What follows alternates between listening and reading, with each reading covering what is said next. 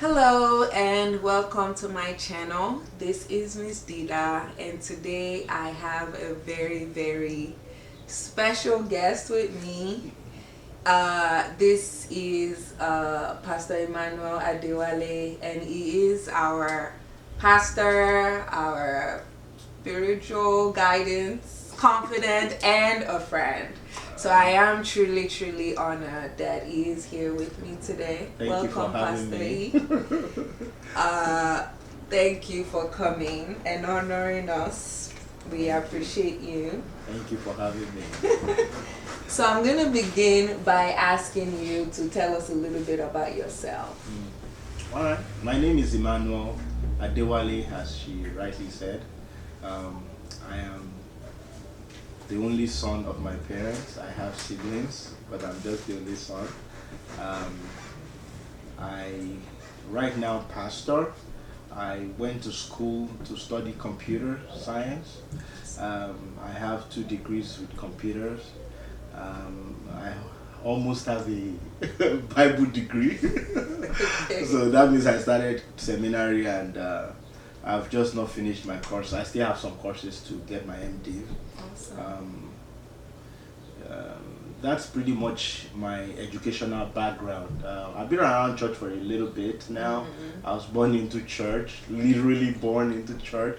I was born during a program in the church several years ago, and I guess maybe that's where the Emmanuel came from, because it was like an anniversary of the church that I was born. I was born in the maternity center, so not even in the hospital. Wow. Of the church Of the during church. the event? Yeah, during the event. Wow. The Friday, big Friday night of the event, around that time was when I was born. So I'm literally a church boy. That is awesome. So I've been around that, and I've done IT stuff, and now most of my time is devoted to church and some non-profit stuff that we're about to begin.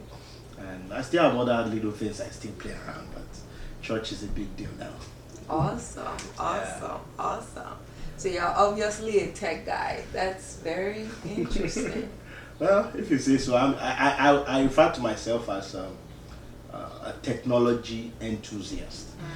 I am very curious about technology. I just love technology, so I like to learn and all of that. Even till now, I am. Awesome. That's a great intro. Thank you. My next question is, what 3 words would you like people to use to describe you? That's interesting. Number 1, I would like people to describe me as friend. Every time I find myself, even in the role as a pastor, I don't just want people to take me as pastor, or I want to be a friend. I want to be a friend to my kids. I want to be a friend to my wife. I want to be a friend to my friends, and then just people around me. Because I think that's one of the most important relationships we can have in our world. The relationship of friends, because you can apply it everywhere. So I want to be that. I want to be a friend. Okay. I want it to be one word that people can remember, or whenever they think about me, that's one word. Another word which some people will already maybe think in a little bit is prayer. Okay. I believe in the power of prayer. I believe Okay. that God answers prayers, and I want to be remembered as that. I want to pray more. I want to pray for my friends. I want to pray for myself. I just want God to do big things, because I always believe that the disconnect between the God of the Bible and sometimes the God that people see, the disconnect is just prayer. Prayer can bring the God of the Bible to the God of the now. So if we're able to get into the place of prayer, if we're able to call on God like He said in His word, He said He's going to show up. And so if God gave that blank check, I think we should take Him up on it. And I think prayer gives us that opportunity. So I want to be known as a friend. I want to be known for prayer. And the last one, um, I think some part of it is in the first two, sacrifice. I want to also be known as somebody that sacrificed. I personally believe every generation is a preview to a generation coming after that generation. So I believe every generation is supposed to help the next generation to land well. Sometimes when I see things, especially because I grew up in Africa, sometimes I ask myself that the reason why there is so much gap, inequality gap, is because the people who have gone ahead, especially the leaders who have gone ahead, have just refused to make necessary sacrifice. You understand? Because there is no difference between Africa or so-called third world and the developed world. It's the same human beings. The same human beings that if they leave Africa and come to this developed world, will develop the place and they will live normally, will go back to Africa and just not do anything. You understand? So I want to be that person that, by the grace of God and help of God, that I'll be able to sacrifice so that my children, somebody that comes after me, will be able to say, well, I didn't start from scratch. I was able to start better because somebody sacrificed, somebody gave up something. So maybe those are my 3 words that I would choose. That's really, wow. That's really, really interesting. I really appreciate that. And I'm glad I introduced you as a friend, so I wasn't so far off. Yeah, right? you were not. Yeah. And also, based on what you said, as like, I obviously see you more very relatable, and yes, I feel like some of us, when we think about pastor, we think about someone that is unreachable, someone that you don't really have access to. But I mean, and I feel and maybe because also the way I grew up too. Yeah, I saw a lot of that. There was this clergy laity thing, and I didn't like it. Yeah, because it put pressure on the clergy.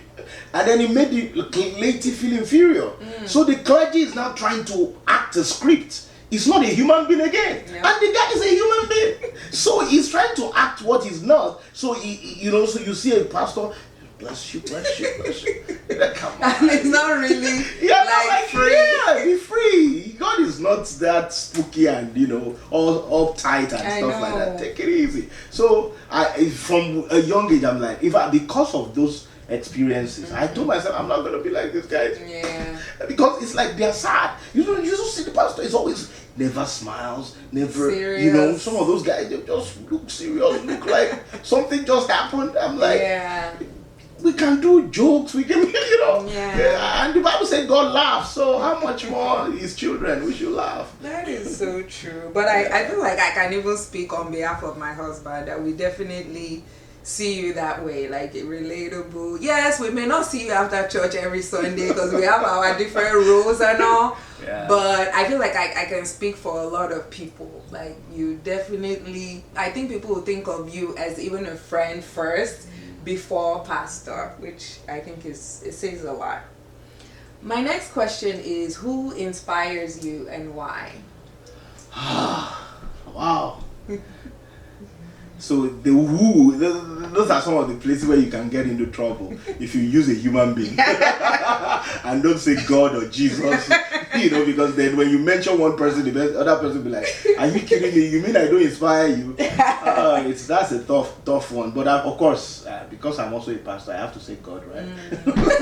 No, I want you to say what you. I mean, to be honest, let me just clarify this question a little bit. I mean, people have answered in different ways. I don't want you to feel that pressure. It's just more, I mean, for some it could be their father. They looked up to a father figure, their mom. I think my mom is one of those people that inspires me. And for some it could even be maybe an entrepreneur like Steve Jobs, Michael Jackson. It could be anybody. So no, it wasn't intended to put pressure on Interestingly, you. if I go with a human being, okay, Pastor Adewale inspires me a lot. Not because he leads our organization, but I've known him since I was a little kid. Okay, and because I grew up around pastors and church people, he's a different human being. Because what you see is what you get. There are no two people, because there are many of these so-called men of God. there are two people. The guy that mounts the pulpit and talks is different from the guy that is at home. But this it used to inspire me. I mean, I remember I was in primary 3. I think that's elementary school, 3rd grade or 4th. I don't know what that is. But so we needed to sign a report card, and we, my friend and I just forgot to turn it in at home, and then it was late. So we used one of the report cards they had signed, and we traced the signature, and then that's how I got my signature. So since primary school, I started trying to sign like him, but write my own last name, just like he wrote his own. And that's my signature till today. That's just one of the things that has changed forever in my life because of that. I mean, so he really inspires me a lot. And to see the organization he leads, because I saw the organization a little smaller than what it is now, and for it to grow that big just humbles me and says, like, there's power in vision. Because I remember when I was a little kid, he would say things like some of the things we're saying today, and I thought, this man, I don't know what's happening to him. Why would he be saying this thing? Because if you can see what is happening there, we are just few people, and he say we're going to go all over the world. Which world? We're not even all over the country. Because I remember there was some time in my elementary school, they asked us for what is the name of our church. Then I started, and everybody was talking about the name of their church. Some people, and people's churches have one name, the Baptist, I'm a Catholic, I'm a Methodist, I'm like, I'm going to get into trouble with this, because everybody was one word. And I knew the name of our own church was not a word, it was a sentence. So I thought to myself that if I mention the name of our church, these people are just going to think, where is this guy from? And it came to my turn, then I started, the name of my church is The Redeemed. And before I ended the word, somebody helped me too, because there was another The Redeemed Church in Nigeria then, which is short form TREM. And somebody said TREM. I said, no, it's not TREM. I said, it's the Redeemed Christian Church of God. The person said, my teacher was even correcting me. She was like, is there a church like that? I said, there's a church like that. Nobody in the class in my primary 3 knew that. They had never heard the church before. I felt so awkward that, come on. But before I left that school, by the time I got to primary 6, there was maybe there were some teachers that I didn't know that didn't go to a Redeemed church. So that wows me. I'm like, are you kidding me? Look at this church, there was nothing. And, so the man inspires me a lot. Yeah. Anyone else? I inspire myself. Of course. I'm just kidding. Don't let's talk about me, what I do to myself. But that's a topic for another day. My grandmother. My grandmother is late now. But she was a very different human being. Because when she grew up in serious poverty, and, her story is remarkable, to say the least. But one of the things that just humbles me about her is the empathy she has for people. So there was a time, she would have money because her husband started RCCG, so people would give her things, and she's supposed to have money. But most times, middle of the month, she doesn't have any money again. It's not like she can't eat, or she has given everything out. So one time we had a rule that she will be keeping her money with me, because I was going to go to college, and so she won't see me, so she won't be able to get access to the money. But you know what she would do? She would tell some of the people that she needed to give money that they should wait, that I was going to come. So when I'm coming in, people are like, oh, thank God you're here. And I'm like, what's up with that? And she's like, oh, that person. And I'm like, they are lying to you. Don't you know they are lying? She'll say, I know what I'm doing. And then she'll utter a statement like this, that I am sowing it into the future for you. And I'm like, excuse me, if you want to sow it to me, give it to me. You understand? But now, where I am now, I can understand what she was saying. That if she had given me that, she gave me money, when she was alive.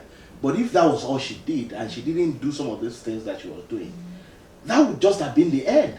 But I have enjoyed the things that I just knew that I'm reaping something that somebody did that he didn't get the reward for. You know, so that just is still inspired. In fact, you know, when I was introducing myself, I said there's non-for-profit that we're thinking about. We've been seriously working on, you know, something like a foundation in honor of her name, you know, because she really had passion for widows. Every month she used to buy food and then she would distribute it to the widows and all of that. Every widow she knows around her, she must give them, even if it is a small, you know, cassava, you know, it's called gari, you know, even if it's that small one, she gives it, you know, and that inspires me. I want to be like that. That's how I want to spend my later years, just giving back and stuff like that. Yeah. That's great. I can definitely see why she inspires. I wish I met her too. Yeah, she's a lovely person. That's why my only daughter has her name. Oh. Yeah. Really? Yeah, the English name. Oh, English name? Is Esther. Esther. Wow, Yeah. that's a beautiful. That's where it's from. We have to keep that name alive. Oh, that is really cool. So my next question is, what do you like most about what you do as a pastor? What do I like most about what I do? I think people. Cool. Pastoring makes you meet people. It's a very unique opportunity to get into the stories of people, and you get into their stories at different point in their lives, and it's amazing. You know, sometimes you get into it at rough points, and then you watch that rough point becomes smoothing out, and sometimes the people that you see today, they just don't look like the people that you knew several years ago. I mean, it's amazing, you know. Sometimes that journey from where they were to where they are now, it's not the easiest journey, but it's just comforting and encouraging to see that. So I think transformation, change in the lives of people is probably the best part of our job, you know, and I think that part excites me, you know, that change that is possible over time if people stay with the Word of God, how that Word of God can just affect their lives. It's amazing, you know. And then it also affects you too, because it just humbles you and just shows you that small things can become big things. You know, little seed of yesterday can become big trees and forests and big stuff in the future. It's humbling, you know. Wow. Yeah. And what would be your least favorite thing about what you do? Yeah, being honest. Yeah, people do. People. Wow, that's like a double-edged Oh sword. yeah. So people is the best part of it. People are also the most stressful part of it. Why? Oh yeah. But Because why could it be? because sometimes, you know, the things that can hurt you the most is also still people. You understand what I'm saying? So the closer people get to you sometimes, the more opportunity, because you then become vulnerable to as a pastor or whoever they're coming close to, and all kinds of things can happen from there, you know, gossips and backstabbing and stuff like that, you know. So sometimes some of those things, and sometimes you put in so much, maybe you invested time, you invested all kinds of things into a person, and the person just moves on to the next thing as if nothing ever happened, you know. Yeah, I think pastors sometimes can be like a lover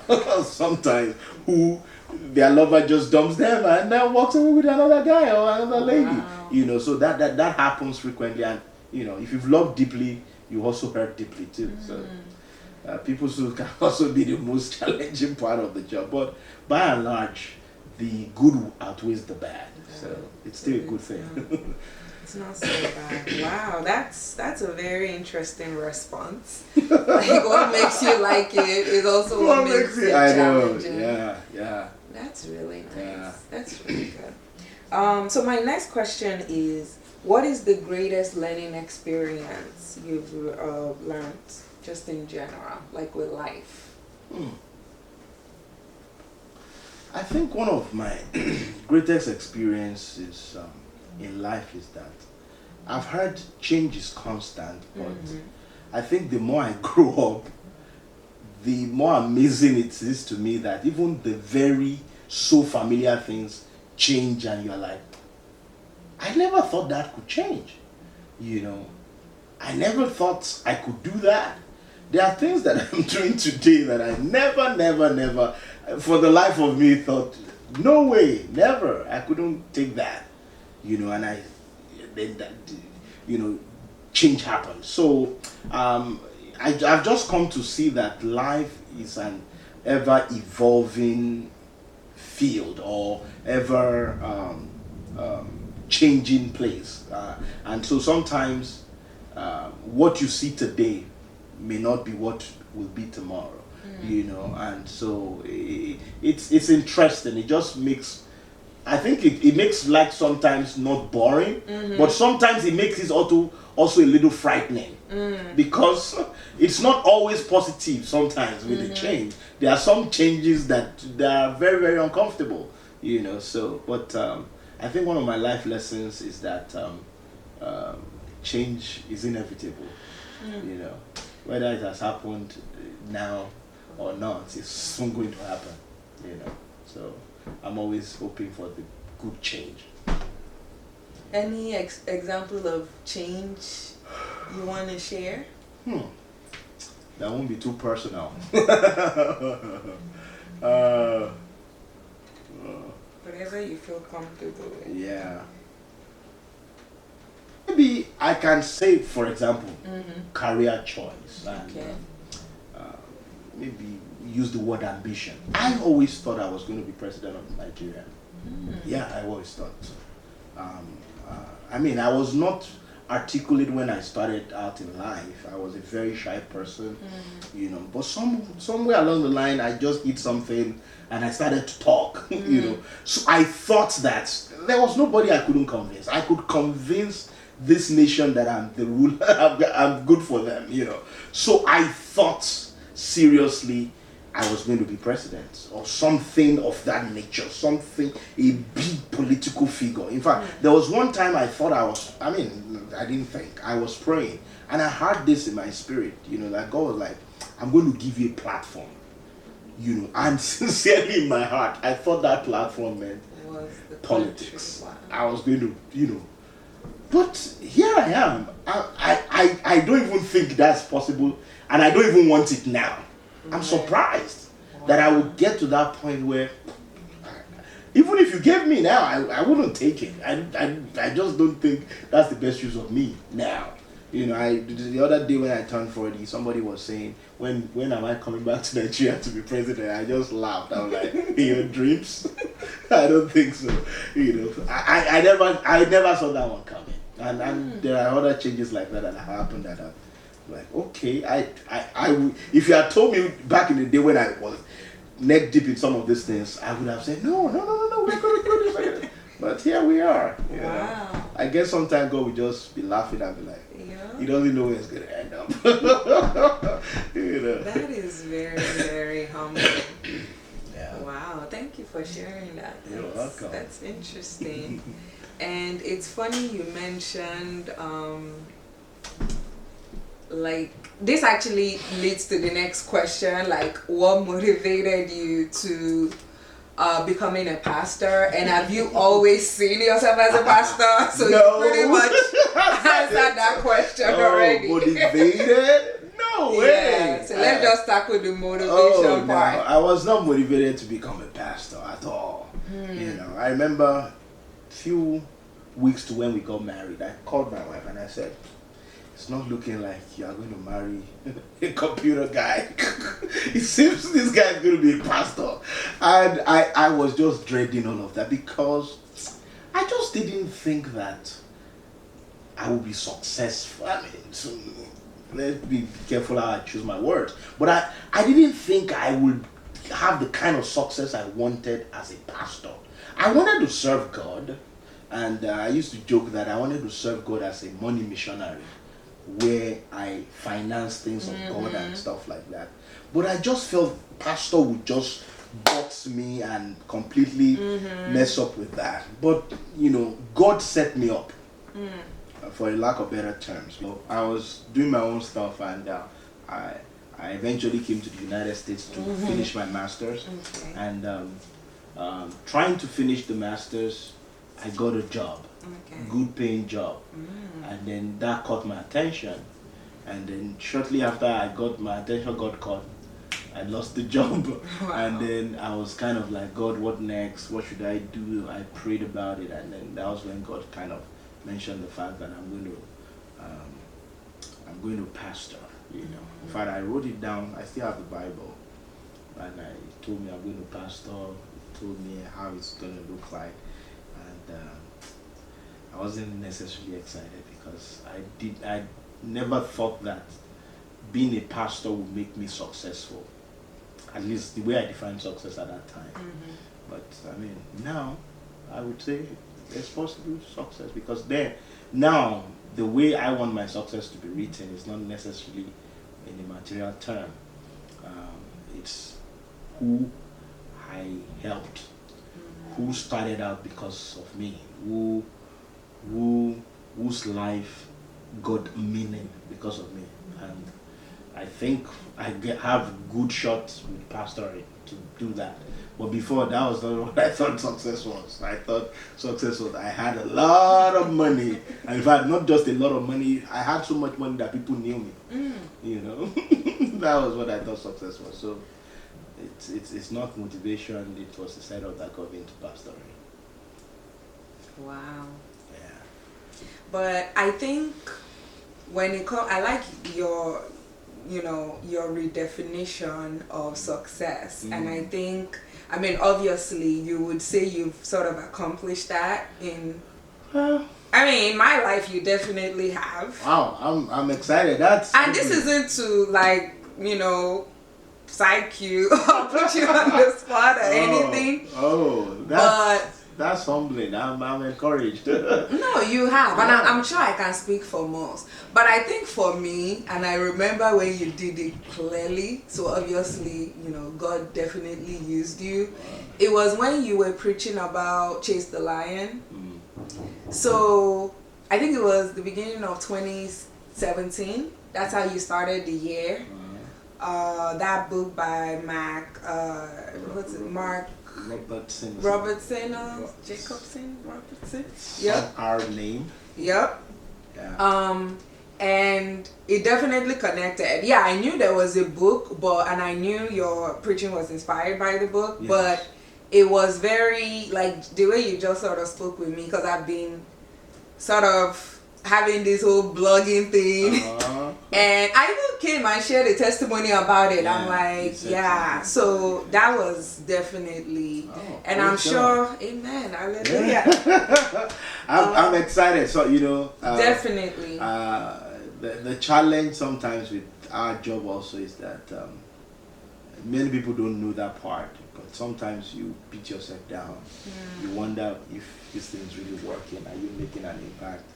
It was interesting recently. I was hearing T.D. Jakes say that some of the challenge we have is the voice is to become what you are hearing, or especially with me with preaching. Sometimes the message I heard inside me that made me put the message that I wanted to put out, I feel like what was inside didn't come out. Many times. Even some of the time the media people could testify. It's like they have a different note. What I said was almost different. It's not like I planned to say something different, but it kind of just went that way. And sometimes I just feel like, did I connect? Did that work? Did that, So, in fact, today I've done an audio journal before I came here of my own personal recap of what went wrong yesterday, with service. So sometimes we get that,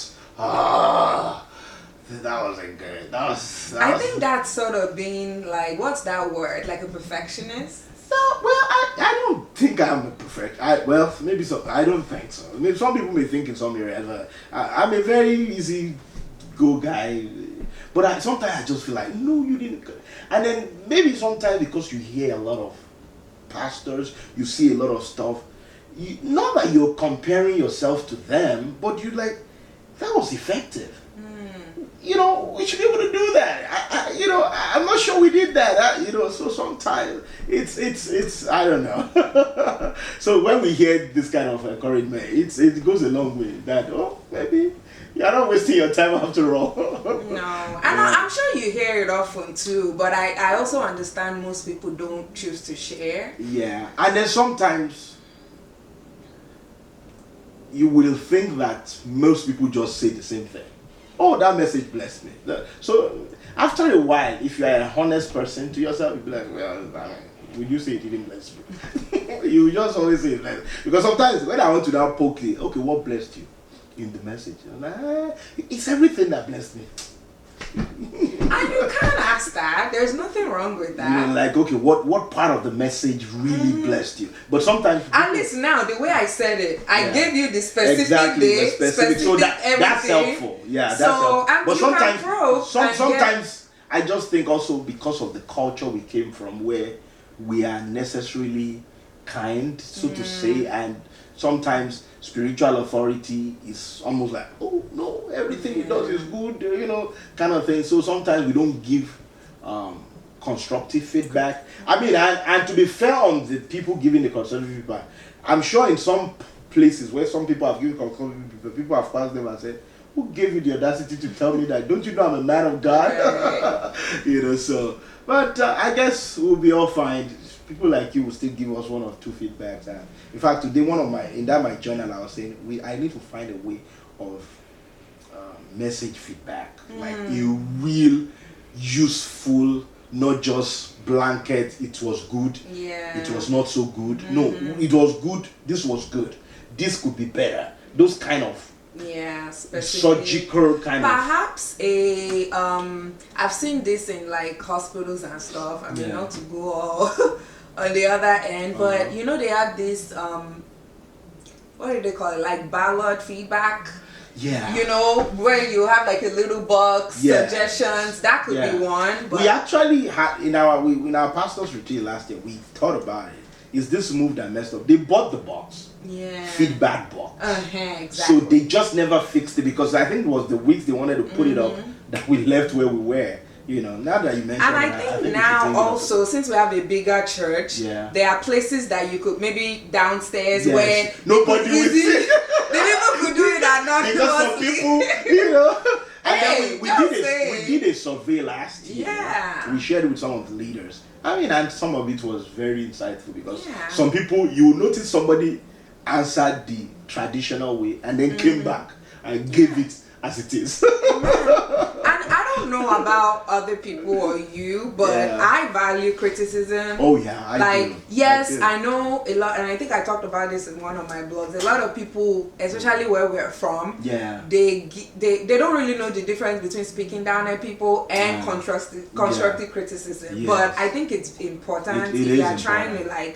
do better, because that's the only way you will know to do better, because nobody is like perfect. Nobody. Yeah. Thank you for Thank you. Wow, this is awesome. I mean, we're not even done yet. This is really, really cool. So my next question is, what would be your advice to someone regarding following their passion? Because I'm sure you already know following our dreams is not always easy to do. True that. So maybe for someone who, has this burning, because like you said earlier, people get distracted with their income or with their responsibilities, where they're not really following what they really should follow. So what would your advice be to someone like that, or people like that? My advice to somebody like that is that they should understand that, look, everybody has a time span. We're not going to be here forever. That thing that you're putting to tomorrow and shifting forward, there will be a time, there will be no place to shift it to. So the best day in the calendar is today, So the dream that God has placed in your heart, that passion, that one of the things I would just say to you is find the next step you can take about that thing. the next step. Just what is my next step on this my idea? The next step for somebody may be do a website. The next step may be write a plan. The next step may be share with somebody. But take the next step. God usually helps somebody that is in motion. Many times people are thinking that idea that they have when they sit down is going to come out, something will happen, and then no. If you make the move, if you see many miracles in scriptures, you find out that God will meet you somewhere. He's not going to he will not do everything. You understand? And I've heard one of my mentors say something once. He said, any faith that puts all the responsibility of God is irresponsible. So when you have an idea and you think, oh, God, especially people of faith, God will do it, God will do it. God is not going to do nothing. If you don't take the next step, there's something you can do. And if you don't do what you can do, you won't see what God can do. So I will challenge that person. Do the next step. The next step may just be, as you're listening to this, pause this and start writing something there. Amen. Or put a date on your calendar when you're going to see somebody that is going to help you with that project. Or the next step could even be finding yourself a church. Like I said, if I didn't hear him talk about that sermon, it might have not led me to this point. So maybe. And for me, going to church also it sort of inspires me. It rejuvenates my energy, my spirit. Maybe you need to just be around that kind of atmosphere. So if you don't have a church you're attending, find one. Or I would also leave the information to each church. We are obviously looking for more people, more resources, like we always pray. So we are happy to have you, right, Pastor E? You're welcome. Our hands are open wide. Open. We are loving people. We're young people. We love God. We love people. And we believe that God wants to use us to do great things. Amen. So if you think you have anything like greatness around or inside of you, join us. We're going somewhere. Absolutely. Let's go there together. And so my next question is, I don't know if you've ever been, ever had the privilege to talk to an atheist. Like, what could you or would you or have you told them in the past that may change their views? So I've had privilege to talk to atheists. Most of the time I've also had relationship. Maybe they were classmates, or there was one time in college I had a Bible group, but that Bible group were also doing Visit Chicago, so we would have had some relationship. So relationships definitely help atheists, because people don't care what you know until they know that you care. So usually you can touch people with care more than you can touch them with knowledge or information.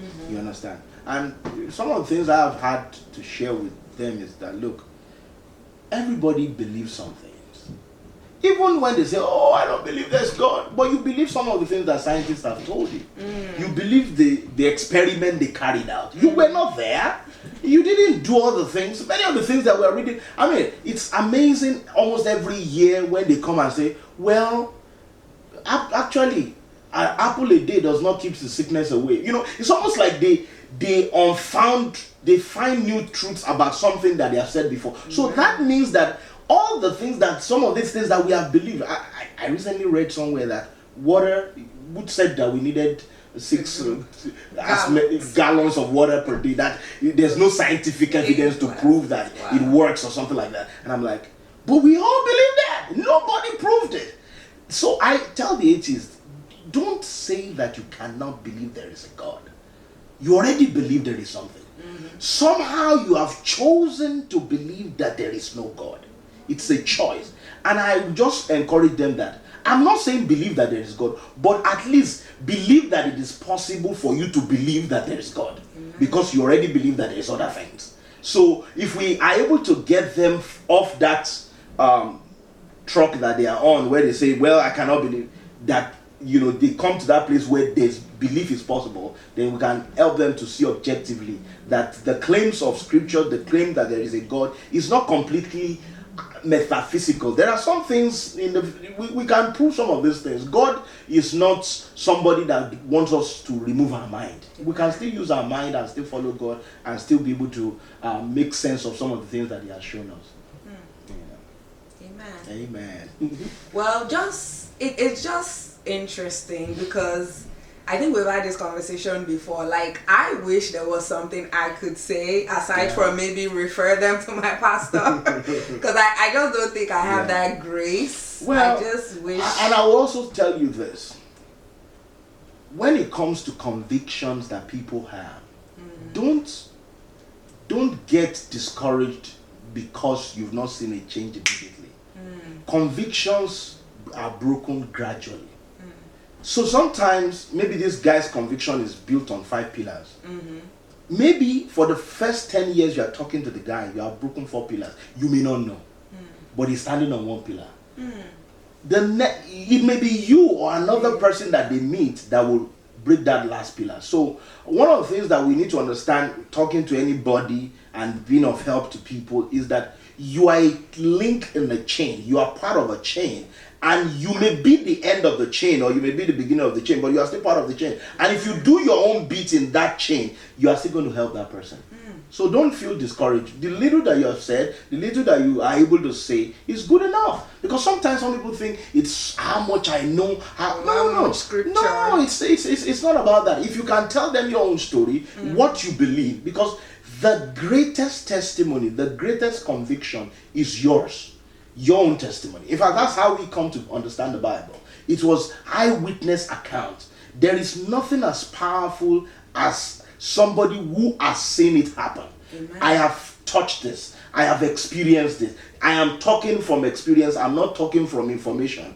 This is something I've handled myself. So if you're able to share that, you leave it at that. God is the one that eventually does the convincing or the convicting. So leave it to Him. But understand that you're part of that chain. And somewhere along the line, something is going to happen to that person. Maybe 5 years, 2 years, 1 year down the line, they meet one person that just walks them to the finish line. Well said. I really appreciate that You're breakdown. welcome. Thank you, Pastor E. So now to the fun part, because Oh, those that know Miss Dida, they know I like to travel. So I'm sure your pastoring has taken you to a lot of places, and I was hoping you could share with us which city, state, or country has been your favorite to visit and why. Okay, well, pastoring does take people around, but also traveling just generally with family does.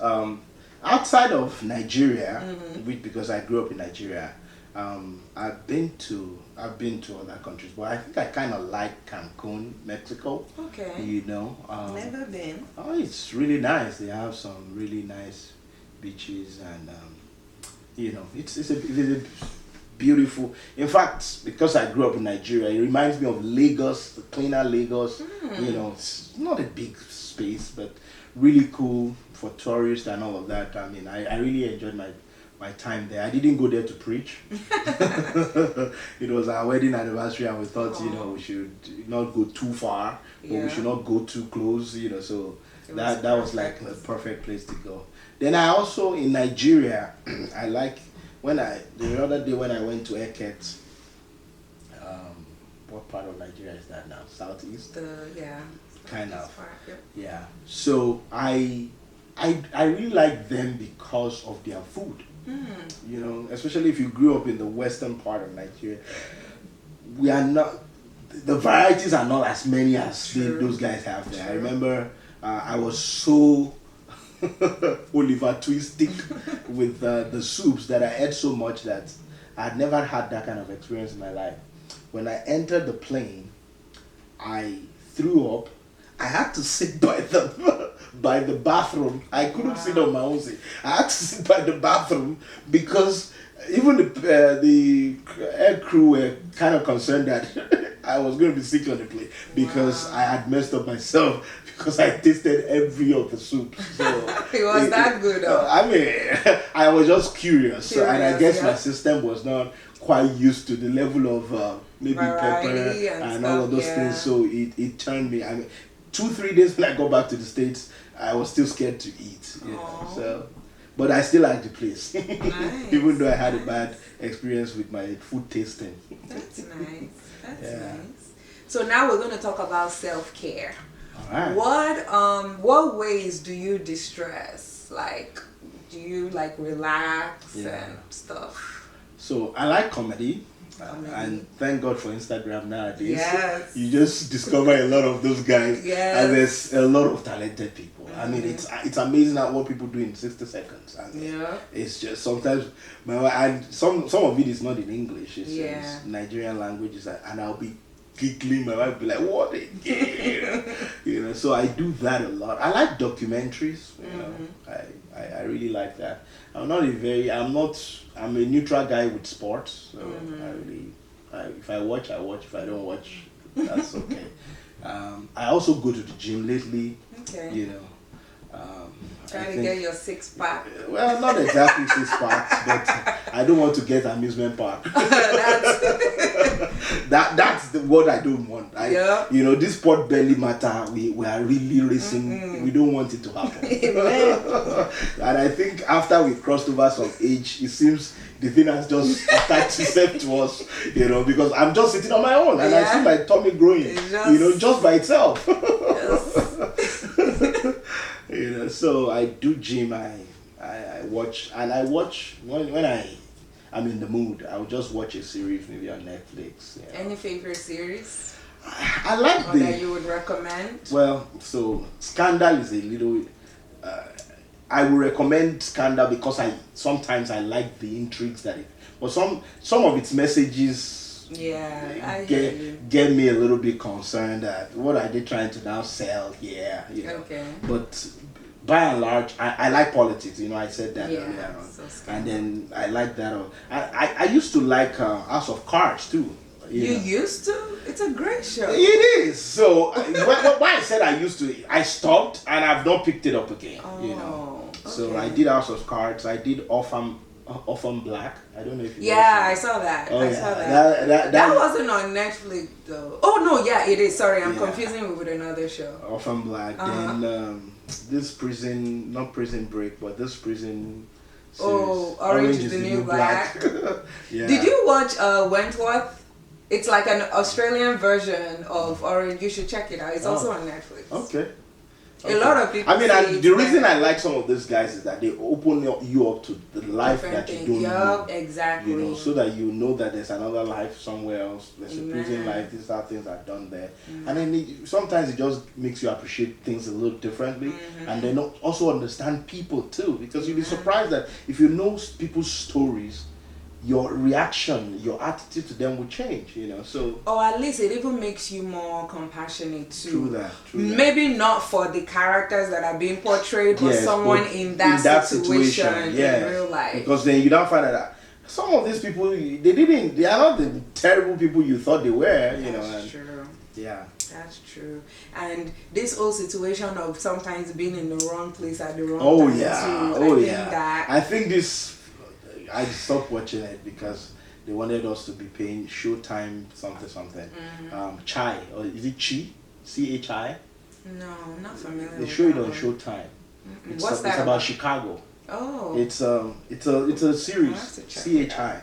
You know, and they shoot it in Chicago. It's a very interesting. It really tells the story of how crime evolves and how people just get themselves roped and stuff. You know, I've seen a few of the episodes and it's nice. It's just that I just didn't think I should be paying another subscription. So maybe one day when they wake up and move it to one of the subscriptions I already have, I'll go back there. You know, although I also I needed to say this one. It just went now. Carrie Madison. Homeland. Oh, okay. I loved Homeland. I liked Homeland a lot. You know, in fact, I think I watched one season twice. Yeah, it's a really good show. It is. I really like that one. Yeah, it's a really good show.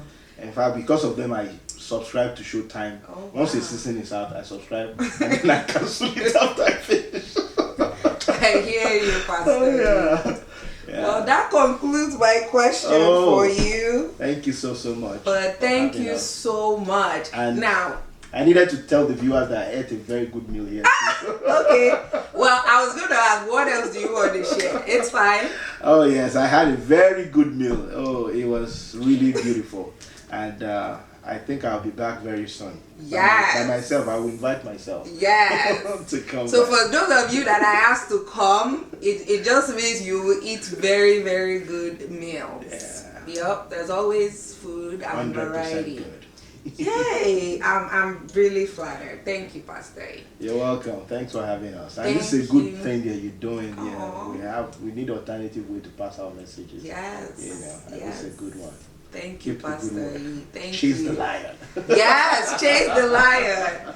Thanks, Pastor E. Well, I'm glad you came, and I think one thing about interviewing is it helps you learn. I mean, though I feel like I know him, I feel like he's a friend, but now I got to relate with him and got to know him on a different level, and a lot of people would also, learn that about him as well. Yes. So thank you so much. For having we us. Appreciate it. I'm grateful. And that is it for now. Until next time, guys. Bye.